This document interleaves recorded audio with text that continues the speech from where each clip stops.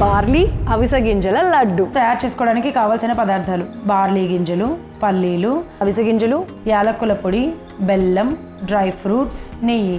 Barley అవిసె గింజల లడ్డు తయారు చేసుకునే విధానం: ముందుగా ఒక మిక్సీ జార్ తీసుకొని అందులో వేయించుకున్న 1 కప్పు బార్లీ గింజలు, వేయించుకున్న 1 కప్పు పల్లీలు, అలాగే వేయించుకున్న అవిసె గింజలు 1/2 కప్పు వేసి దాంట్లో 1/2 కప్పు బెల్లాన్ని కూడా వేసి కచ్చాపచ్చాగా గ్రైండ్ చేసుకోవాలి.